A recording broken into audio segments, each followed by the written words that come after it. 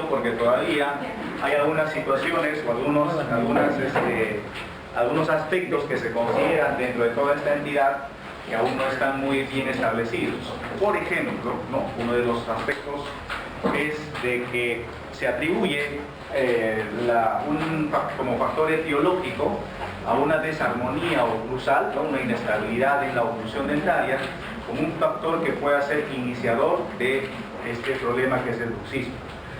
Si bien se han tocado muchos aspectos en este sentido, aún no, según la revisión bibliográfica, no hay una evidencia específicamente así, efectiva, al 100%, que diga que realmente esto es así.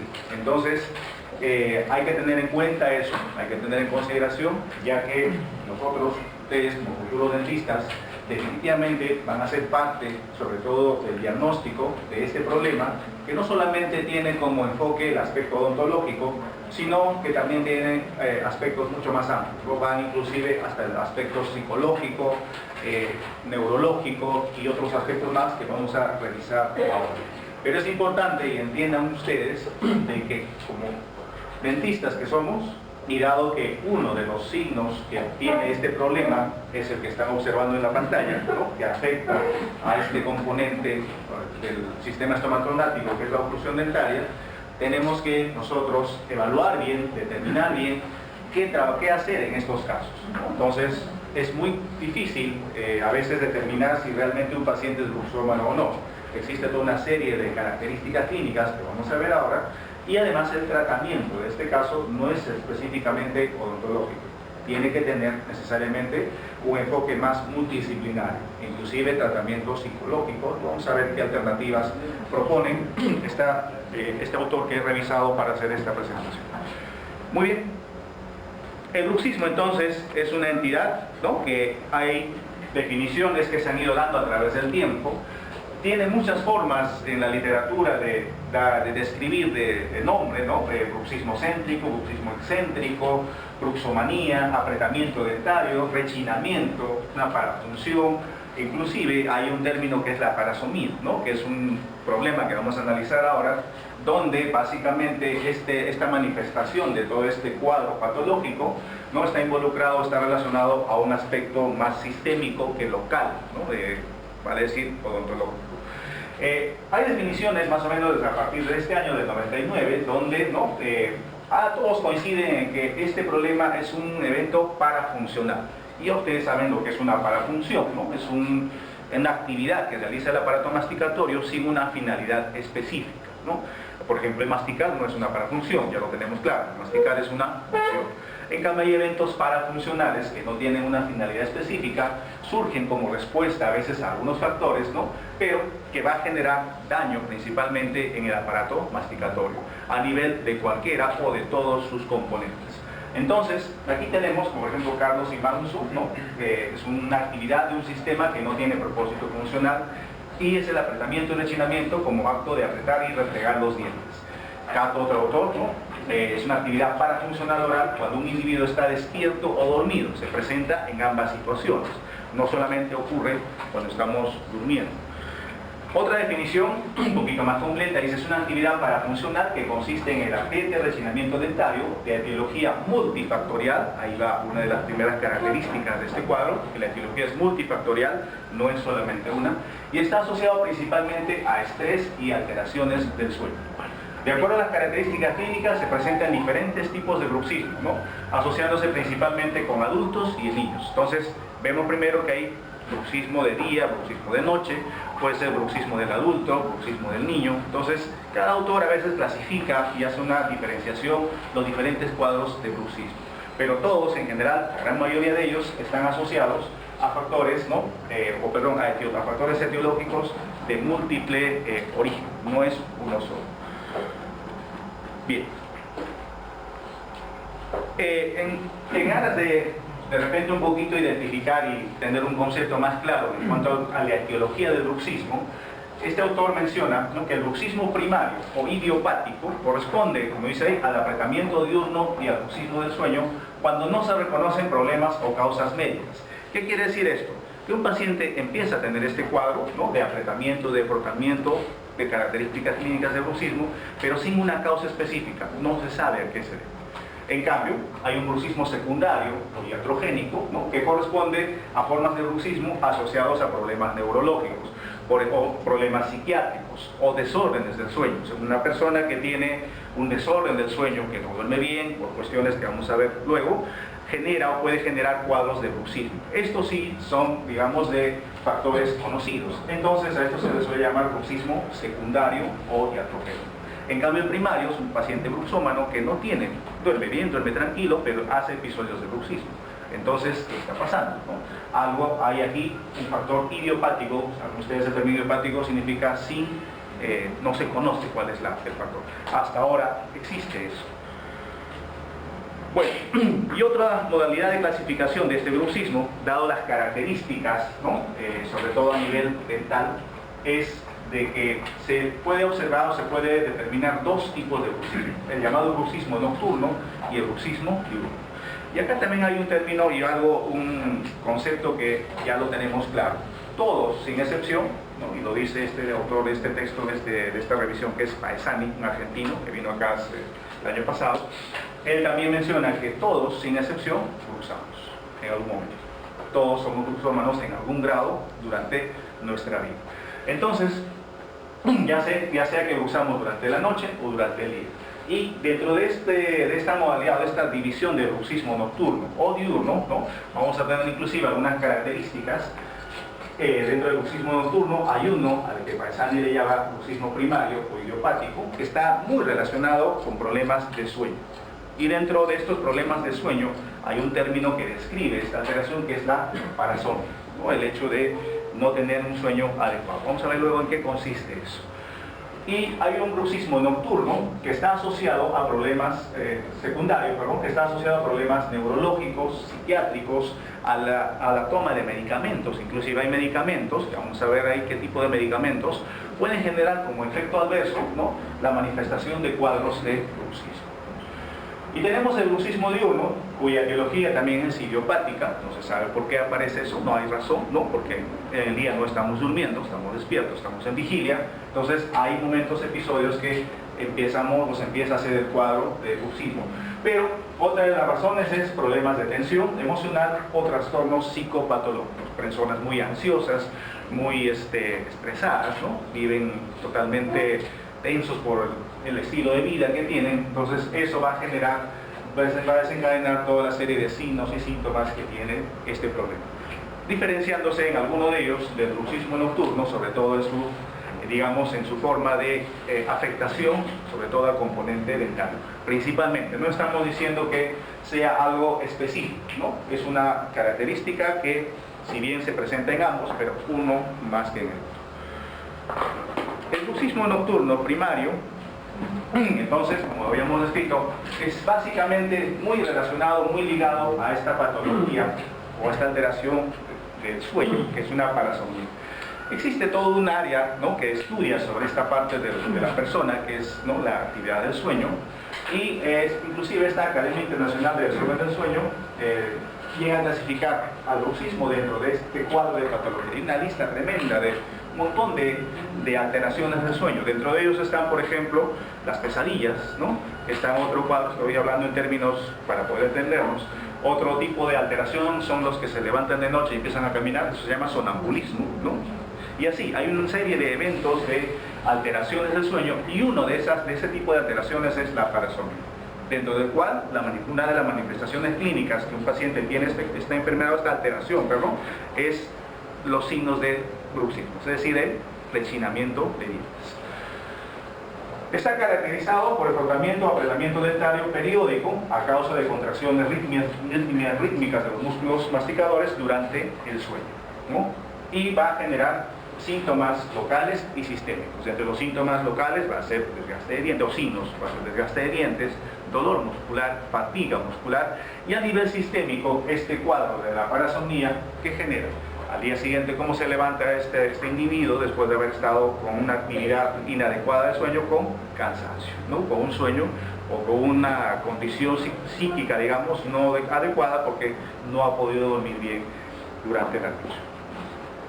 Bien, entonces como menciona este autor, se pensaba antes que el bruxismo, ¿no?, era una causa o una respuesta, como dice acá, a una mala oclusión dentaria. Pero se han hecho múltiples investigaciones sobre este aspecto y se ha llegado a la conclusión casi siempre de que la evidencia que pueda llevarnos a esa situación no ha sido tan contundente. Entonces, prácticamente el factor oclusal como factor de inicio para un problema de bruxismo casi está descartado. Claro, la consecuencia de un paciente bruxómano o uno de los efectos de esta entidad, de este problema, sí afecta a la oclusión dentaria. Es diferente eso, ¿no? Es diferente decir que un problema afecta a la oclusión dentaria a decir que una alteración en la oclusión dentaria puede generar todo este cuadro. Entonces, esto es lo que tengo como información en este artículo. Se sugirió también como un factor etiológico a una conexión, dice, entre el tratamiento dentario y un desbalance químico en el cerebro de una sustancia que es la dopamina, ¿no? La dopamina se creyó que también era un factor que generaba estrés. A esos niveles se ha llegado en la investigación. Pero también se ha demostrado o se ha hecho trabajos de investigación donde eso no ha sido probado. Entonces, básicamente, ¿cuál es la relación a la etiología? En un primer momento es la parasomía. Y aquí está.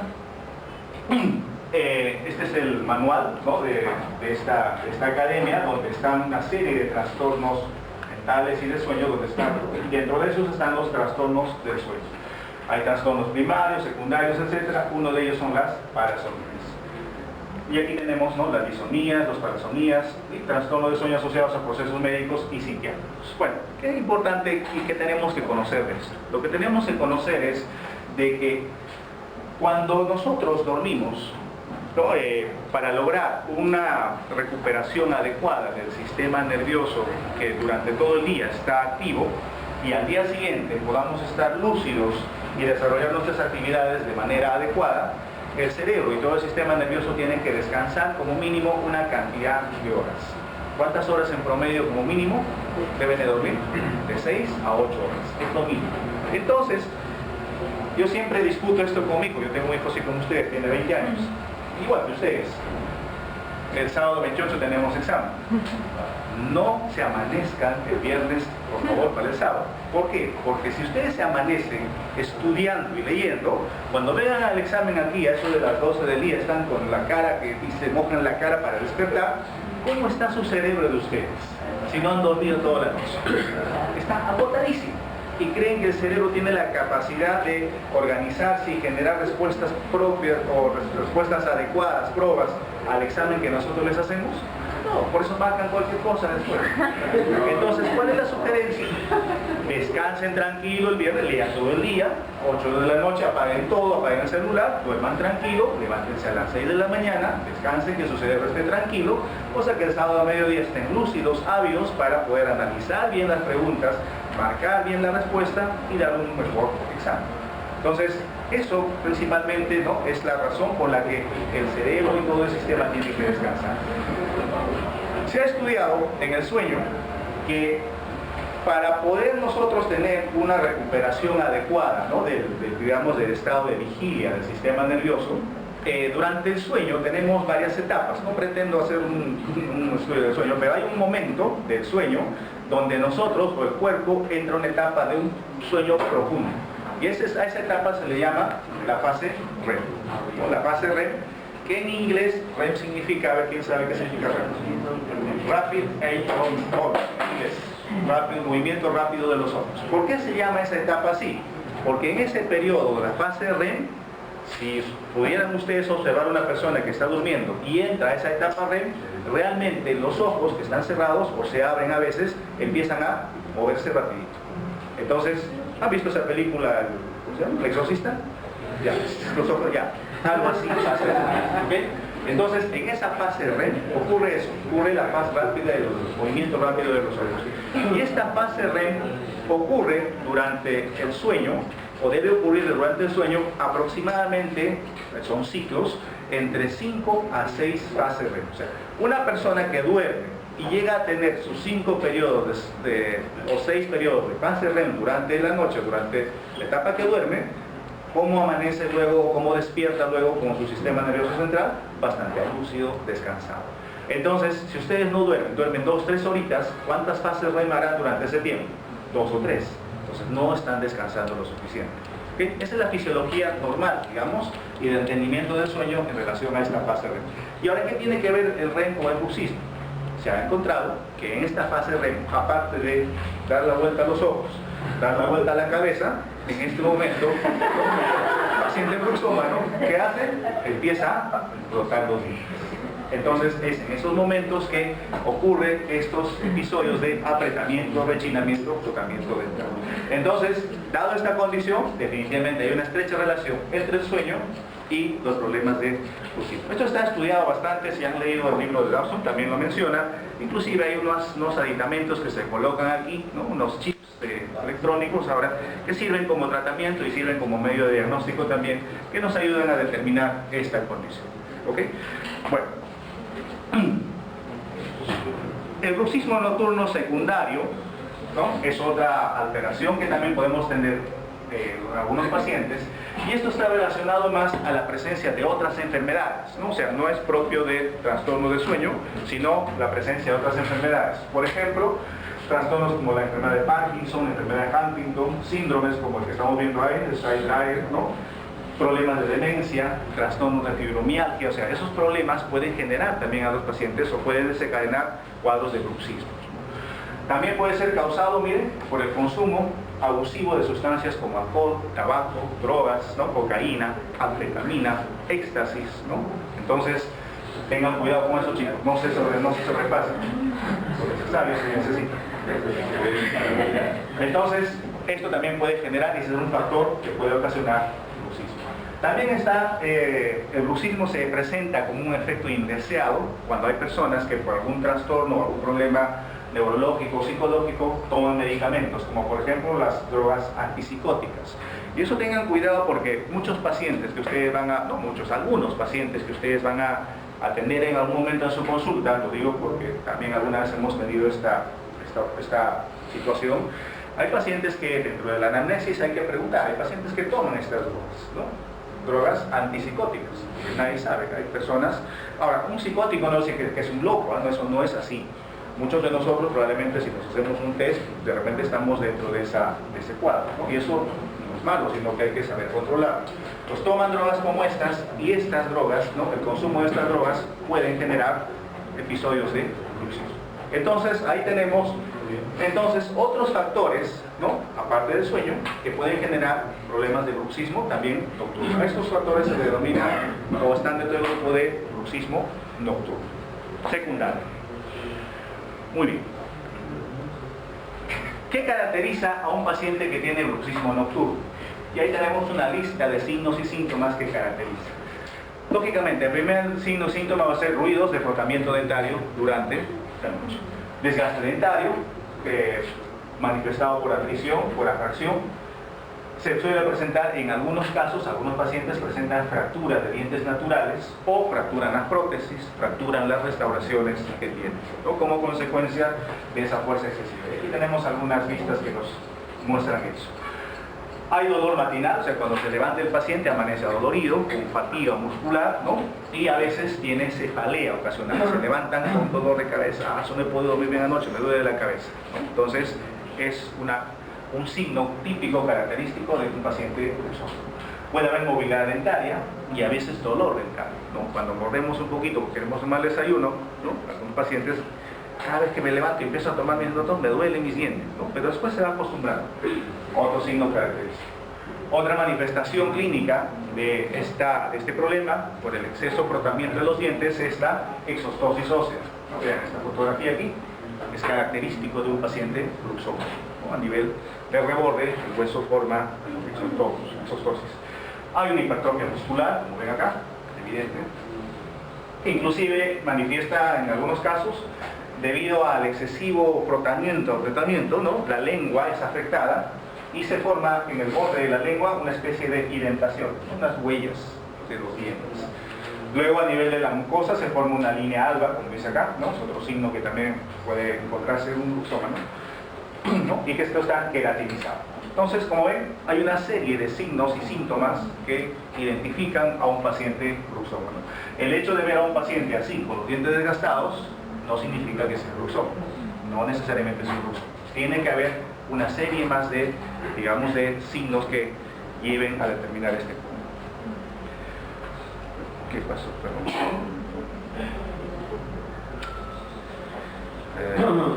Ahí nos quedamos, ¿no?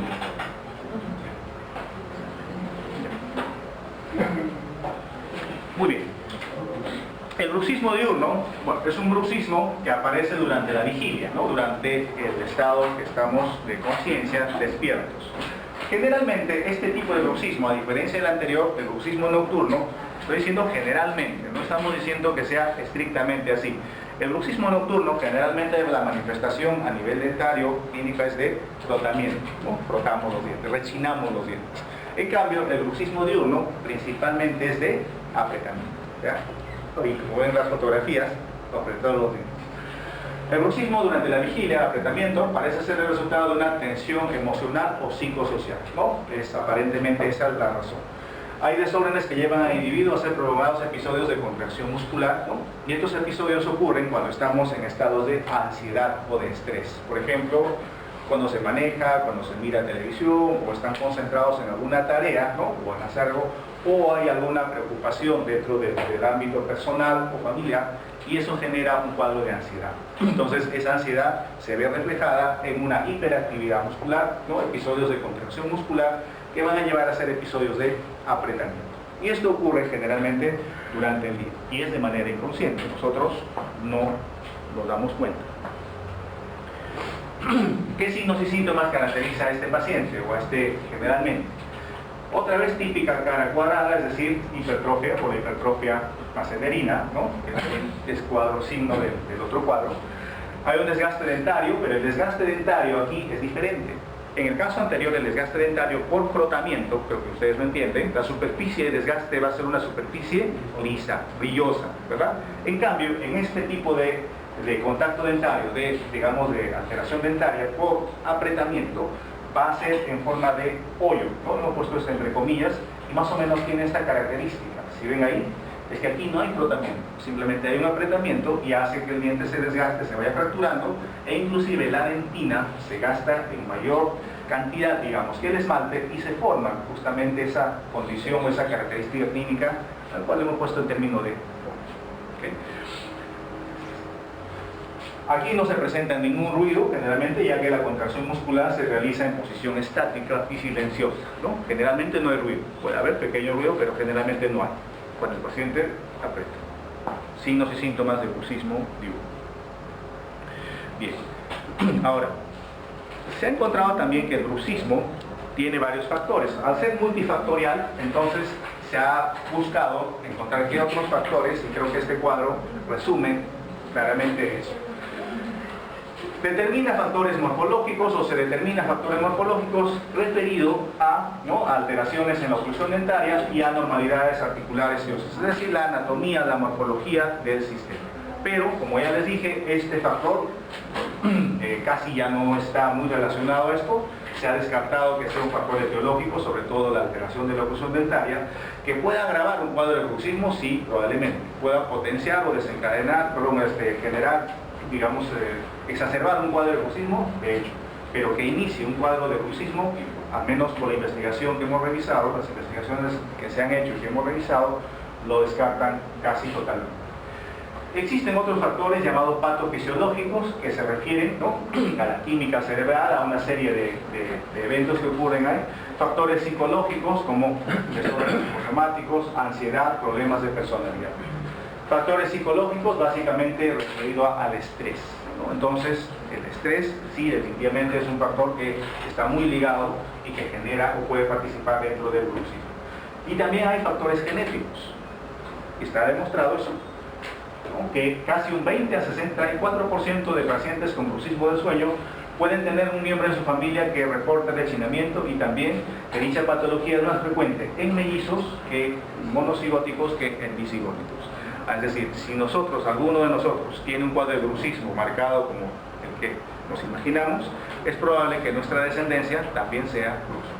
Por eso que la mayoría somos bruxómanos, en alguna medida. Entonces, genéticamente parece que se ha determinado, debe haber un gen por ahí. Sería interesante que en un momento, probablemente haya una investigación que determine cuál gen está relacionado al bruxismo. Entonces, Esto también está reportado. Muy bien.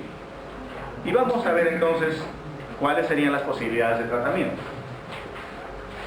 Hay autores como este señor que hay estrategias específicas para manejar el tratamiento. Así el bruxismo se trata tradicionalmente con férulas oclusales. Es una alternativa que nosotros como dentistas podemos hacer, pero eso no es todo el tratamiento. Lógicamente, para determinar un tratamiento primero hay que hacer un buen diagnóstico. Entonces, si es un paciente que tiene un bruxismo nocturno primario, que tiene alteraciones del sueño, yo le puedo hacer una férula. Eso va a ayudar en algo, pero no le va a curar, no va, digamos, a reducir su problema de bruxismo y su problema de sueño. ¿Quién tendría que hacer eso? Derivarlo a alguien que pueda manejar eso. Y para eso tenemos especialistas, hay médicos que pueden hacer eso. Otra posibilidad de tratamiento es la autohipnosis o el biofeedback, ¿no? El conocimiento, digamos, el autoestímulo, que baja la actividad maceterina, ayuda a combatir conductas parafuncionales y cambiar los hábitos de vida. Esto básicamente referido a lo que es el estrés. Terapias farmacológicas, se pueden utilizar medicamentos también para disminuir en algún momento la hiperactividad muscular. Relajantes como por ejemplo la benzodiazepinas o torazepam, ¿no? Como relajantes musculares, pueden ayudar a disminuir la actividad muscular, sobre todo en la noche, ¿no? Recuerden que estos son tratamientos, digamos, paliativos, no son tratamientos definitivos. Y esto es interesante. Actualmente, ¿no?, se está utilizando esto, no sé si alguien me comentó una vez esto, inclusive quería hacer un trabajo de investigación sobre esto. Me dijo, doctor, he escuchado que la toxina botulínica, ¿no?, que las mujeres usan bastante para las arrugas, también se usa como un tratamiento para el bruxismo. Y sí, miren, encontré este reporte donde la toxina botulínica está utilizado con éxito en el tratamiento de disquinesias o alteraciones, por ejemplo, ¿no?, en el sistema nervioso central, sobre todo en cuadros de bruxismo. Y vean esta fotografía, es una paciente que tiene una hipertrofia maceterina, ¿no? Se le ha aplicado toxina botulínica a este nivel y luego de un tiempo, miren, como ha mejorado o ha bajado el volumen de su maceterina. Entonces, esto en función de la toxina botulínica, o más conocido como Botox, el famoso Botox, que es el nombre comercial de esta toxina que creo que tenemos acá en el mercado. ¿Ok? Entonces, es una, digamos, no es el tratamiento para el bruxismo, es para uno de los signos del bruxismo que se está usando hoy en día. Muy bien, para terminar, el bruxismo entonces, ya dijimos, puede ser diurno o nocturno. De estos, el bruxismo nocturno corresponde a una parasomía, una alteración del sueño. El bruxismo en niños alcanza un nivel de presencia similar al del adulto durante la preadolescencia. Pero recuerden algo, el bruxismo en los niños, en la etapa preadolescente, de los 7, 8 años hasta los 11, 12 años, es un bruxismo fisiológico, es un bruxismo, entre comillas, normal. Es parte de su desarrollo dentario, parte del proceso de recambio dentario. Sin eso, no existiría o no habría una adecuada transición entre dentición temporal y dentición permanente. Si pasa a un joven de los 12, 13 años y sigue teniendo episodios de frotamiento, apretamiento, ahí sí hay que tener cuidado, estaría entrando un cuadro de bruxismo que ya no es el de niños, ¿no? Es un bruxismo ya, digamos, de adulto que es patológico. Es poco frecuente según esta literatura, pero se puede dar. Los factores involucrados en el desarrollo del bruxismo parecen relacionarse a factores genéticos, ya lo dijimos, y al estrés, ¿no?, que definitivamente está comprobado eso. No existe un signo patognomónico ni un examen que nos ayude a determinar exactamente si este es un paciente bruxómano o no. Dado la etiología, que es multifactorial, y la variedad de sintomatología que presenta este cuadro, entonces no hay un examen propio que diga este es el examen para determinar si es un paciente bruxómano o no. Hay que evaluar y determinar, ¿no?, la etiología, los signos clínicos, y sumar todo eso y ver dentro de esta estructura a cuál cuadro podría corresponder. El desgaste dentario por sí solo no implica la presencia de bruxismo, así como tampoco el dolor de cabeza, ni el dolor muscular o los ruidos articulares. Si un paciente que tenga estos signos no necesariamente es bruxómano, puede estar disfuncionado, es una disfunción del cráneo mandibular, pero no es bruxómano. Entonces hay que ver también otros signos más, ¿no?, alteraciones del sueño, por ejemplo, ingesta de drogas, por ejemplo, ¿no?, que pueden estar sumando y haciendo cuadros de bruxismo. El diagnóstico clínico de bruxismo entonces debe considerar en conjunto a todos los parámetros citados. Entonces, por eso es importante que hagamos una revisión tal. Con respecto a esto, quería comentarles un punto que va a quedar como tema de investigación, de averiguación para ustedes. En cuanto al signo clínico característico del bruxismo, ¿no? O un signo que caracteriza a un paciente bruxómano a nivel dentario es el desgaste.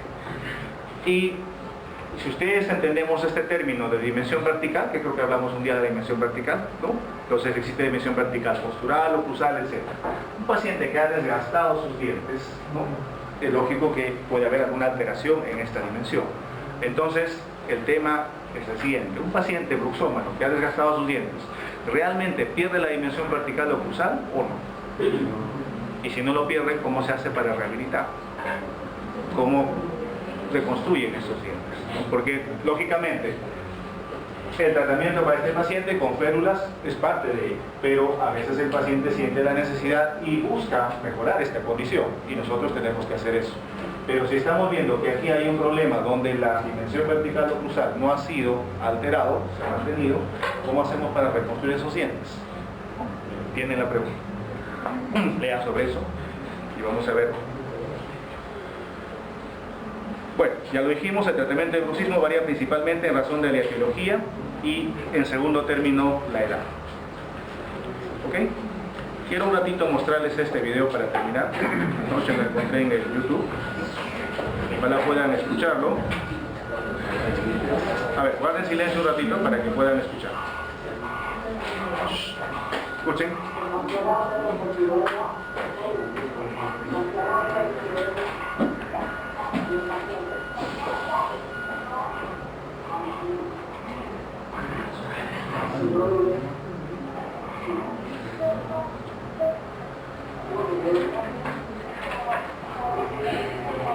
¿Escuchan? ¿Lo ves? ¿El paciente? Sí. Sí, se ve evidente. Miren a mover. Está relajando.